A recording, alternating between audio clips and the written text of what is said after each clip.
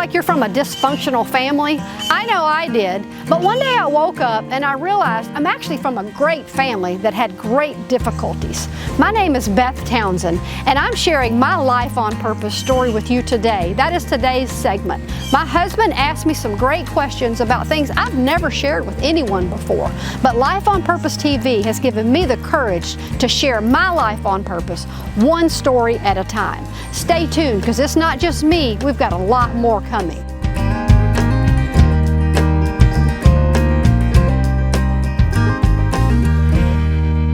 I'm Beth Townsend. I'm the executive producer of Life on Purpose Television. My wife Beth likes to say that Christians can change the world one story at a time. Each of our stories is different, and every one of them is important. Today I'm going to introduce my wife Beth, who's the hostess for the show. This will be the only time that you'll see me on television, and I'm happy to be able to help her tell her story today, because I think that it sets the entire tone for all the interviews that will follow, where she'll be talking to Christian people about their ministries and how God is working in their lives to help them change the world. So Beth, you have become a really good interviewer.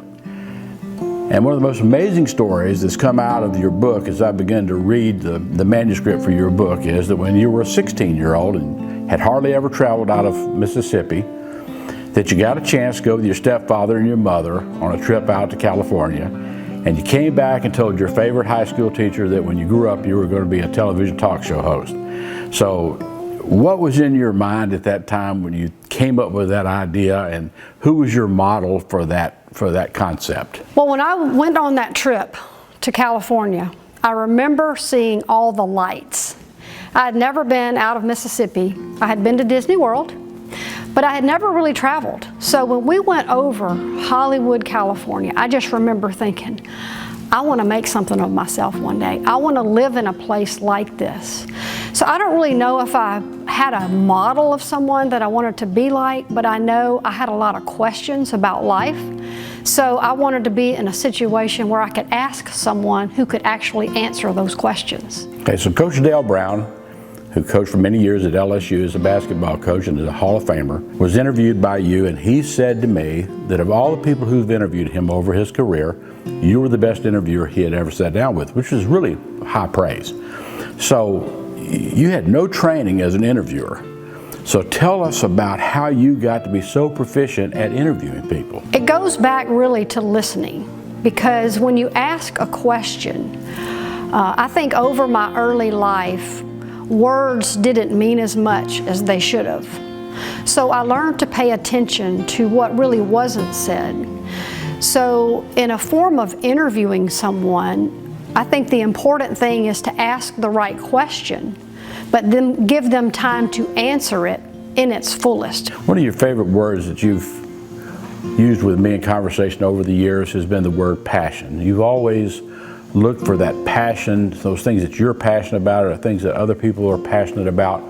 So your interviewing really began after we were married, and you began to interview people for stories, and that started with your concept for a book. So talk a little bit about some of the interviews that you've done over the years, some of the people who impacted you in your own faith walk as you developed those stories. Well, as you know, as you were there when I started the concept, I wanted to write a book called People with Passion, because I was a person of passion, but I didn't know what to do with it. Even in my early days, when I had very few life skills, I had a zest for life. I wanted to do life, and I wanted to do it well.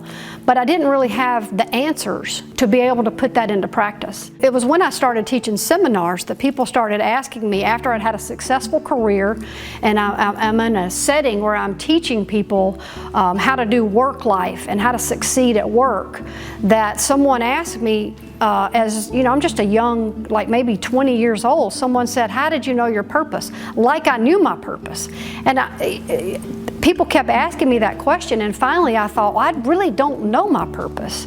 I felt like my purpose was more about making ends meet and building a life out of the few skills that I had, and part of that was being able to ask questions of other people that could help me, because I needed help, and I knew that if people were placed in my life that I could ask them about purpose, and maybe they could teach me about my own. As I've read the manuscript and helped you edit the manuscript for your book, Life on Purpose, which is the genesis of this entire television series, I've been exposed to some stories that I didn't realize ever took place. It was not a solid Christian foundation as you and I know one today. It was really kind of a convoluted version of Christianity that your dad had. He was a very interesting character. So I'd like for you to kind of tell people a little bit about that early childhood, those formative years with your father and some of the situations that went on there, and how that led to you in your career development and your own passion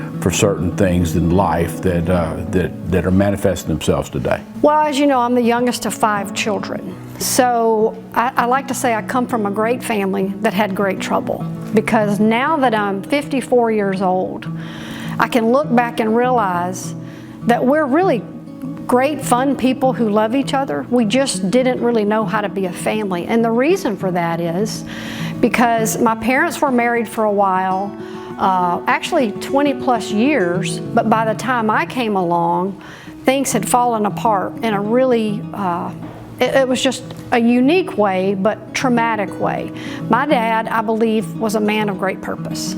He was creative, he was a Christian, he loved the Lord, but he began somewhere along the way to lose the patience that it requires to pursue purpose. So when you pursue purpose, you have to wait on God, or you get out there on your own. So he got out there, I believe, on his own, and he began to justify poor decisions with Scripture. So while we might sit as a family and do devotions on a Sunday after going to church, he might have a relationship with a woman that was inappropriate. And while we didn't know how to judge that, we knew that it was wrong. If our life on Sunday didn't look the rest of the week like, it didn't look like Sundays.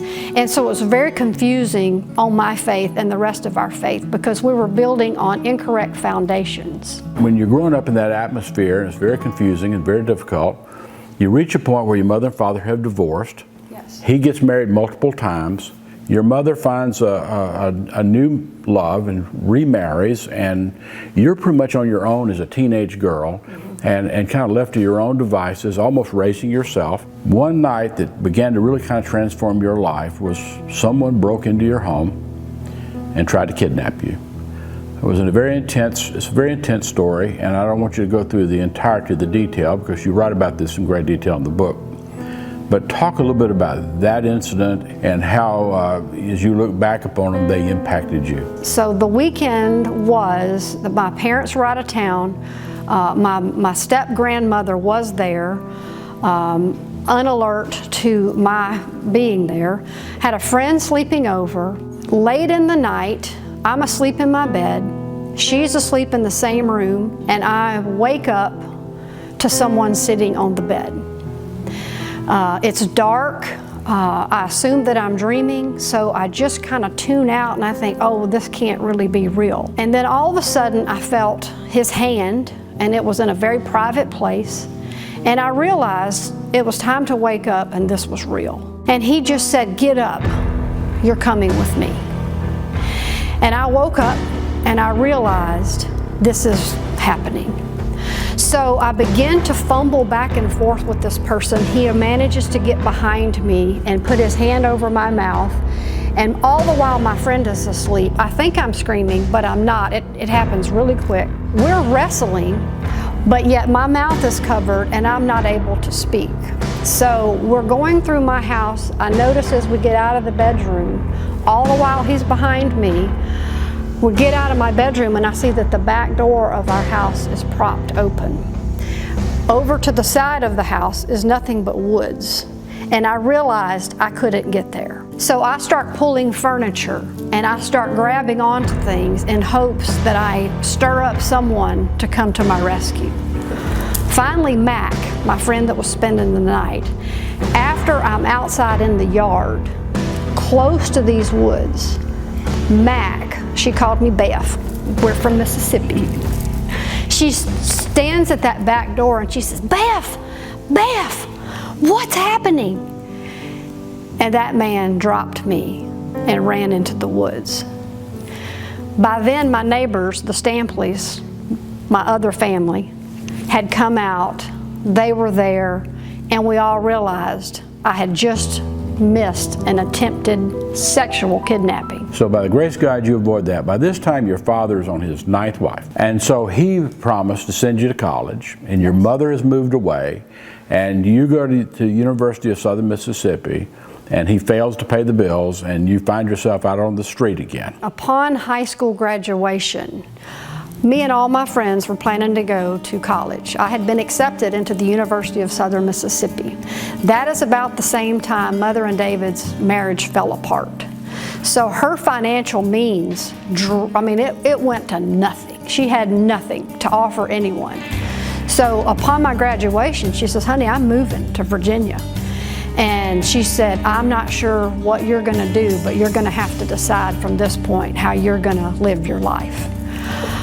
So I decide I'm going to move in with my dad and his 9th wife, really out of desperation. I have nowhere else to go. I move there, hoping to go to Southern Mississippi, and I move in, and I go to Southern Mississippi. I go long enough to be told by someone quietly in a dark hall, I'm sorry, no one's paying your bills. You're going to have to go do something else. At the same time, my sister Lisa, 7 years older than me, sees that I'm living with my dad and his 9th wife. I had walked by the bedroom of Mimi, the 9th wife, one day and saw something that was in itself disturbing. I walked by her bedroom and she was banging her head up against a headboard. And what do? You stop, you look. And I said, what are you doing? And she said, I'm trying to alleviate pain. And she had this pained expression on her face. And I just remember thinking, wow. And I walked out of there and I told Lisa about that. And within a few weeks, she came and said, I need a roommate. You move away and start out on your own, and you go to Virginia where you begin a career in a property management company that your sister is working in. So all of a sudden you see Mississippi in your rearview mirror and you move to a new state, start a whole new life, and you quickly become successful in that. So talk about that experience of leaving Mississippi, going to a new community, starting over again. My sister and my mom had moved to Virginia, and they had started careers in property management. So after exhausting all of my efforts to be a success in Mississippi, my sister Diane said, why don't you come here? I can offer you a job with an apartment, and you can start anew. So never having really left, I literally rented a U-Haul. I had a tiny little car. I packed up my U-Haul. I left Lisa, my sister, my roommate, probably my best friend in the world. And I drove that little car and that U-Haul all the way to Virginia. Because I'm so excited to have a job with an apartment, I have this attitude towards this work like, I have hit the payday. I'm gonna make this work. And so I went from having one property to being in charge of marketing several, and I had advanced up, which positioned me then to go to another sister who by then had moved to Atlanta. And I said, hey, I think I'm gonna move to Atlanta and pursue this property management career, and packed another bag, and here I go again. You're in Atlanta, you're successful at what you're doing. You and I meet and develop a friendship and a relationship that leads to our decision to get married, and we agree at the center of our relationship we're going to put Christ in the center of our relationship, and we build on our faith, and our faith deepens and grows, and faith helps you overcome many of the fears that you have brought with you into that stage of your life. If you decide, with all these people asking you about how you found your purpose, that you want to interview other people and you want to write a book about people who have lived their purpose. So as you interviewed people, I can recall You interviewed 2 men who were governors, 2 who were United States senators. You interviewed a nationally famous television star. You interviewed a United States ambassador to the United Nations who was a noted civil rights leader. You interviewed many, many great people. What was the common thread that ran through those stories of these people living God's purpose that you found that helped you to begin then to really identify this concept of life on purpose? While each story is different, it's amazing how similar they really are in the tenacity people pursue their purpose. I would say perseverance from the standpoint of the people that God calls to do things, they really don't give up. I think when God really calls you to something and gives you a drive for it, you can't give up. Somehow you just can't, even though sometimes you want to. I also think it's an ability to stay on target. You know, when God calls you to do something specific, then there's always the opportunity to get really distracted by a lot of good things. So in order to be able to have that great achievement, then you have to say no to all the things that bombard your life with things that are just what I call nickels and dimes of your time. You have to be able to say no because you believe God is taking you to something else. You've heard parts of my story now, and you probably have questions. Well, I answer all of those in my book called Life on Purpose. I hope that if you're interested in that, you will go to lifeonpurpose.tv and order that, and then share with me what you think of my story. And also, would you like to see more Life on Purpose TV shows? We want to go to every state in the union. There are people living life on purpose everywhere. We want to share the good news. Will you help us? If you would like to do that, go to Give for future episodes at lifeonpurpose.tv. Thank you so much for joining us today.